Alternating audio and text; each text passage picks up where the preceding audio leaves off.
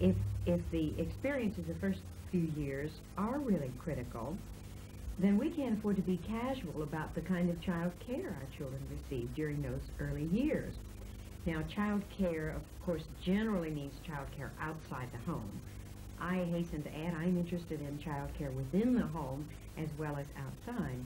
But I began to look into the kind of situation that prevailed for children who were in some kind of substitute care outside the home, and found that by and large, in America at least, we had closed our eyes to the fact that it occurred. There are a number of problems, and many of them center around the licensing. I feel that the licensing regulations are really quite inadequate. For instance, at the moment there are two grades of license, an A license and a B license, and it's possible to run a centre with a B license without having any of the staff having any recognised qualifications at all. And even for an A license, it's only necessary for one person to have, the licensee, to have any qualifications. And that person doesn't actually need to be in the centre all the time. It's possible for the only trained person to be away on 2 weeks holiday and for the centre to continue to run. Then, as far as the regulations go, the number of adults to children that are required, in my judgment, are quite, it's nothing like high enough. You only need to have one adult for every 10 children for 2 to 5-year-olds. And I would really like to shut somebody who made those regulations up with 40 children in our centre with 4 adults for a wet day. And they would very smartly change the regulations, because it really is madness.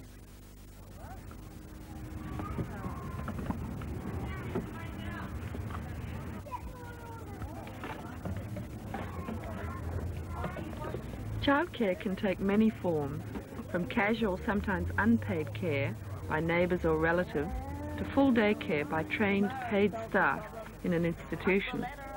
There is a demand for childcare during the day, particularly for infants and preschool children, but increasingly for school-aged children after school is over. At the present time in New Zealand, we do have a casual attitude to childcare. One couldn't conceive of any untrained person being allowed to operate a school, yet we allow untrained people to operate childcare centres. The damaging effects to children are unmeasurable. Dr. Bettye Caldwell, Director of the Centre for Child Development and Education at the University of Arkansas, is a noted researcher in early childhood education who visited New Zealand in 1977. Dr. Caldwell believes that we can't afford to be casual about childcare because early experiences are crucial for human development. Well, I think that if there is any critical period in which that is more important for development than another, it has to be those very early years of life.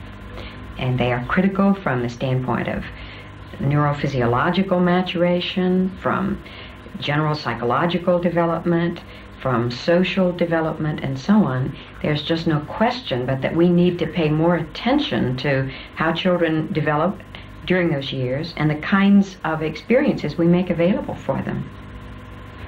As a matter of fact, I've said in a paper somewhere or other that you could come to the point of accepting this as a critical period from any number of tracks. For example, research in neurophysiology has pointed to the tremendous importance of these early years. Studies of animal behavior where variations in the what would be considered the normal environment of the young species have been introduced, have shown that during the early years the young organism is more susceptible to the influence of experience. Studies from the field of education and from the area of the influences of the environment on intelligence have all pointed to the greater malleability of the organism, the greater responsivity to experience, and the greater need for stimulation during this period. So I've called it the inevitable hypothesis that this is really an absolutely critical period for the development of human beings. The view that children ought to be spending 24 hours a day being cared for by their mothers is still widely held. Yet the reality of the situation is different. In 1975 in New Zealand, there were 35,000 to 40,000 mothers of preschool children in part or full-time employment. People just sort of denied that infants were ever in child care, and secondly, closed our eyes to the challenge created when we think about what experiences should be arranged for children during that period. And that's really how I got into the field, and I entered it at a time in history when the world was just discovering child care, when women were going to work in increasing numbers, when many societies were realizing that women had to work from the standpoint of the economy of those societies, quite apart from the women's legitimate needs and rights to express their own talents. So it's been a very exciting time in history to be interested in child care.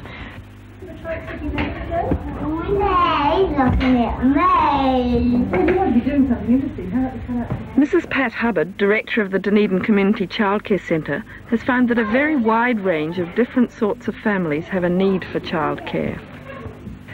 We have at any one time between a third and a half of the children from solo parent families, but even amongst that group there are lots of differences.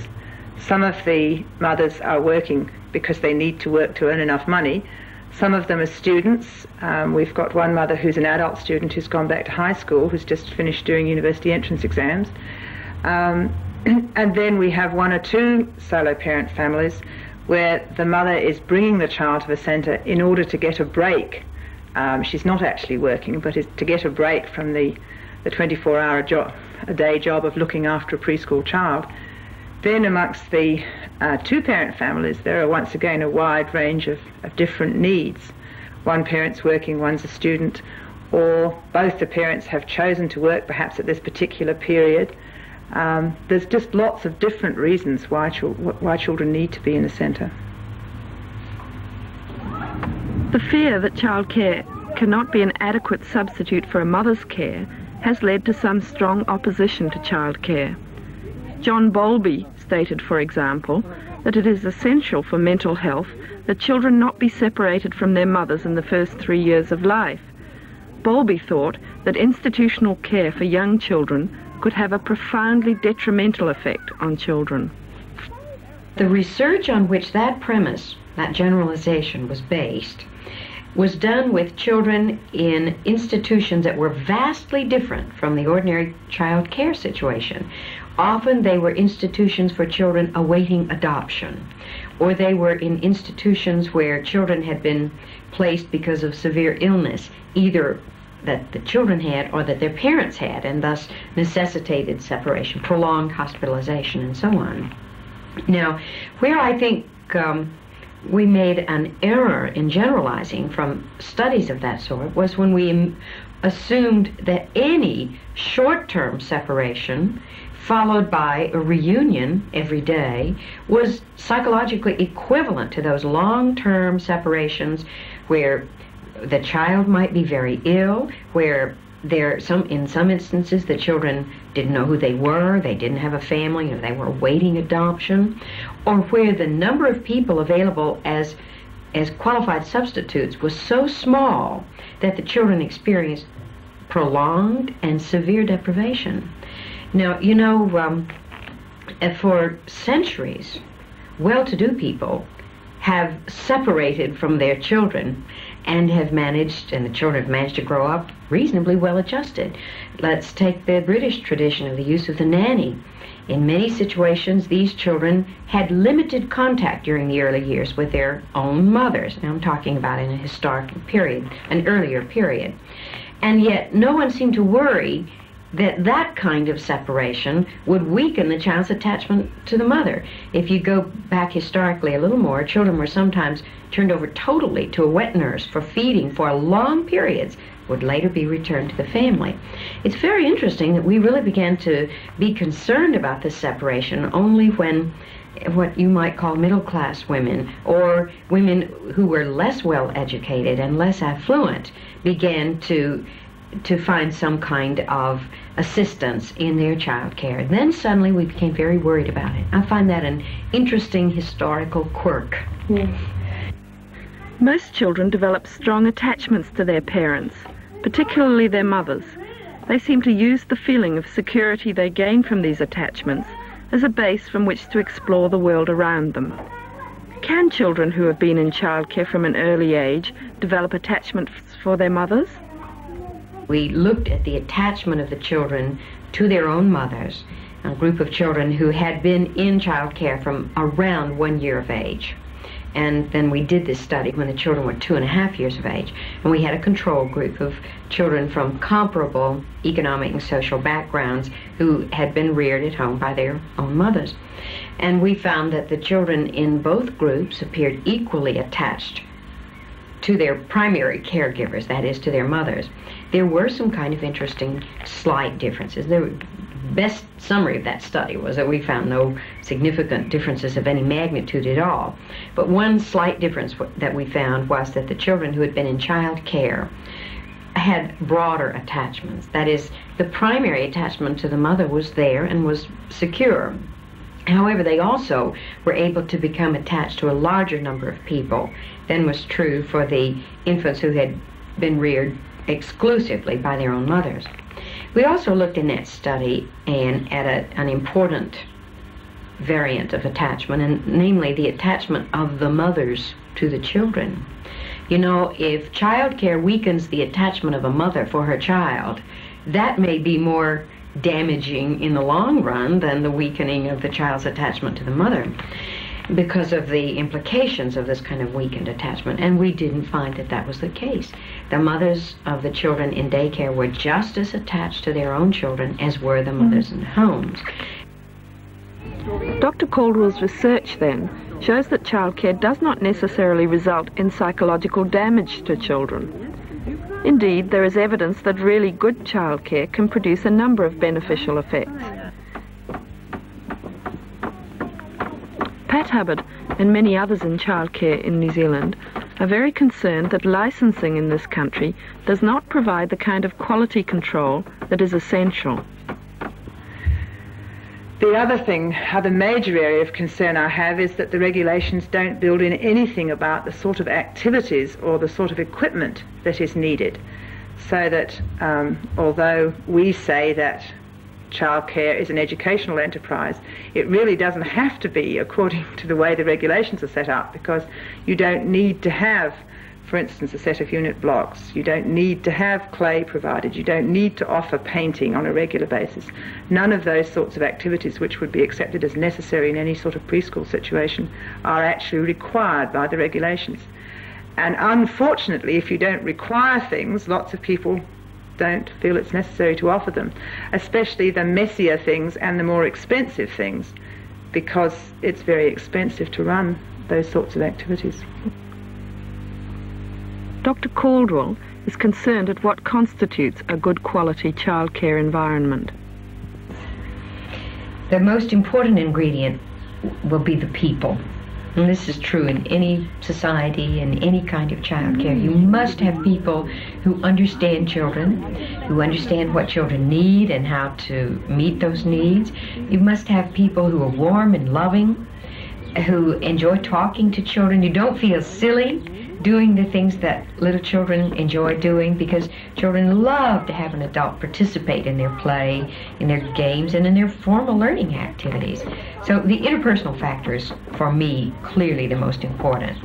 You also have to be concerned about the physical environment. I mean, not only the rooms, the large space that's available, but the equipment that you make available for children. In some of the research that my colleagues and I have done, we have shown that the availability of teaching learning materials to children is something that's quite important in terms of how the children will develop. So you must make materials available that children can act upon, not that they can just look at, things that will facilitate small muscle activities, large muscle activities, materials that will help them have contact comfort and feelings of warmth, if you will. And then I think another ingredient that's important in good child care that people don't talk about a great deal is how time is used. In fact, I usually refer to these three components that I'm talking about as interpersonal, physical, and temporal factors. I think it's not too difficult to set up a good kindergarten or play center that operates 2 hours a day, But if you have children for the length of time that their mothers work, say from 7:45 to maybe 4:15 or some such time as that, you have to be very clever in how you arrange periods of time during the day in order to keep the children from becoming overtired or bored or listless or even aggressive. And so I think the way that time is used, scheduling some vigorous activities and quiet activities, scheduling some that the teachers initiate and entice the children in, and others in which the children are permitted to select quite freely from the materials available. Those are the three things that I think, if you can put them together in the proper proportions, will lead to quality child care. The Dunedin Community Childcare Scheme was started as an International Women's Year project. It was an attempt to show that it was possible to provide really good substitute care for children on an all-day basis. Mrs. Hubbard thinks there are several things that are special and important about the centre. Well, we think there are a number of things that are special about it. I think probably the most important one is the question of staff again, that we have insisted from the beginning on having a high ratio of adults to children, and we do this partly by having a lot of paid staff. We actually have 2 full-time staff and 4 part-time staff, all paid, not paid a great deal, but paid more than some people in childcare. And that's for a group of children that would fluctuate between 20 and 25. So that we usually have as many as 4 paid adults on the spot at any one time, and 1 or 2 volunteers as well. And the volunteers with the staff enable us to do a number of really interesting things, like taking children out in small groups, like working with children on a one-to-one basis where that seems to be indicated. And the trips, I think, really make one of the biggest differences to our centre, the fact that we do take children away from the centre, that we don't feel and they don't feel that we're all shut up here all day together, because sometimes that could be very wearing. Many people do not understand the necessity of involving parents in childcare centres. To involve the parents in every way possible is one of the most meaningful things that can be done to ensure quality care. It's difficult to do, but it's well worth the effort, and it's essential for a quality program. I think that many women who do not work, and many men who do work, do not fully appreciate the difficulties and the real burdens, to sound dramatic, that a working woman who is concerned about her children and family can experience. Sometimes child care centers aren't as sensitive to that as they ought to be. They want the mothers and the fathers to come in whenever there's any kind of meeting, want them to be able to come and help sometimes in the program. And yet this can be extremely difficult for a working mother. So I think we have to be quite understanding and sympathetic and appreciative of the tremendous task that most mothers who work and care about their children do carry on. We feel that parents are terribly important, not only to their children but to the centre, and we have tried to build up within the centre the feeling that this is an extended family situation, that it's really a community group, and that parents are always welcome here at any time. And quite a lot of them actually use that freedom to come and go. They come in and have lunch with us, they pop in for a cup of tea, they come in if they're feeling miserable and depressed and they hate what they ought to be doing. They come in to share the happy celebration times with us, and we have the most marvellous birthday parties and things like that, both for children and for adults, so that parties are a big feature of life in the centre. And if you've got something like 36 children and lots of adults associated with the centre, it's almost always somebody's birthday, so we have chocolate cake for afternoon tea or lunch just about at least once a week, and often several times in a week. If we're to provide good quality childcare in New Zealand, the problem is, how is it to be financed? The bare essentials of a decent childcare program can bring many centres close to closing down, and there is very little public financial support for childcare in New Zealand. Yes, I think that every country has the same problem, you understand. Everyone wants childcare, no one's willing to pay for it, but you have to pay for anything that is a quality service. Now, I think that some of the money should come from the parents, and some of the money should come from the industries that are served by having available a wider group of workers. But certainly a great deal of it should come from the government. And in that context, I always compare it to education. We believe in education, and it never occurs to any developed nation to be unwilling to pay for education. But not everyone yet believes in the importance of those early experiences that you asked me about earlier in this interview, and therefore people seem unwilling to pay for quality programs that reach the very young child. And yet I don't think we will ever have quality unless the state and federal governments play a major role in financing it. I don't know of anybody who really makes money out of looking after children. That's an accusation you often hear leveled at the private daycare operator in the United States. But if you ever examine salaries that these people make, they're very low. So no one makes a lot of money out of daycare. And there's only one way for a proprietor, let's say, to make money, and that would be to pay the staff an inhuman wage, if you will. And hopefully this is simply not allowed. I am concerned about wages in daycare, however. I think they're too low everywhere. And I think that the people who are concerned about child care and having, quote, cheap child care available are not really people who are concerned about children. There's only one way you can have child care available cheaply, and that's not to pay the people who do the work a living wage. And if you don't pay people a living wage, you can't expect them to do their best jobs. Well, we've sort of avoided talking about money up till now, but money really is at the background of a lot of the problems. At the moment, basically childcare is financed out of parents' fees. The only government assistance is through the Social Welfare Department, and they pay a small subsidy. It is actually in process of going up at the beginning of next year, so it will be a bit more, but even then it barely is keeping up with the sort of increase in costs. They pay the small subsidy for children from families of low incomes who can't afford the full cost of childcare.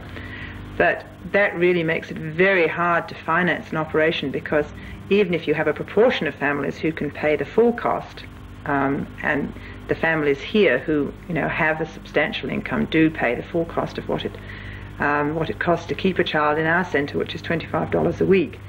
For many of the families, there's a very big gap between what they can afford to pay, and we accept families on the basis of what they can afford to pay, and the subsidy that social welfare gives us. So there's a lot of money to be made up, and we spend a great deal of time applying to trusts and foundations and anybody else we can think of to get money. But that's really no way to run what amounts to a small business operation, sort of begging for money here, there and everywhere.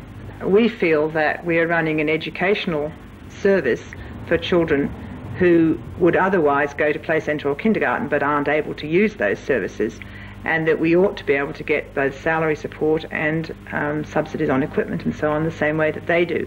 But the Education Department insists that it doesn't have money to help childcare at this stage, and that it's a policy decision. But every conference that any of us have ever been to about early education says that childcare ought to be getting money from the Education Department. So we live in hope, but that's all it is at the moment. What happens when you go round and round and round with your hands? I'm like mulberry bush. It's a mulberry bush, all right. Well, shall I call that the mulberry bush? Are you going to go round it? No. In some childcare establishments, like the Dunedin Centre, there are compensations for the low salary. The staff enjoy their work. I think the adults work very much as a team here, and I think one of the things that has happened, I don't think it's something you could plan, is that the adult group is really very happy working here as a group. And I think that contributes to the centre too. It's really a lovely place to arrive at to work. Children rush out to greet you, and I think this contributes to the atmosphere of a place, that it's really a very welcoming place to come to and to be in and to spend time here. And I think that probably makes a difference to how the children feel about it too, because the majority of the children really enjoy coming. I'm not saying we don't have settling in problems with children, of course we do. But the children who have been here for a while really love coming. It's part of their life in a very settled and enjoyable way, I think. We have established then that early learning is the foundation on which later development is based, that there is a need for substitute childcare in New Zealand, that childcare is not the same as long-term residential institutionalisation, and that quality childcare is not psychologically damaging. Some of the components of quality childcare are a good ratio of trained and competent staff to children, an appropriate physical environment, provision of a variety of different activities according to child needs, and parent involvement. In order to ensure that thousands of New Zealand children do not suffer from inadequate substitute childcare, it is necessary first to produce a revised set of regulations, and secondly, to provide increased public financial support, supplied according to the economic needs of the family. We simply can't afford to be casual about childcare. Hush said the monkey's grandfather. I have seen you do the same, haven't you? And grandfather monkey asked, what's the matter? I want to live in the zoo, said he. But I'm not big and strong. I can't see through winter. And I don't have a face for nose. You go looking. You go looking for bad animals. If I see one, I'll jump down and get it. Okay? Go! Dun, dun, dun, dun, dun, dun, dun, dun, dun.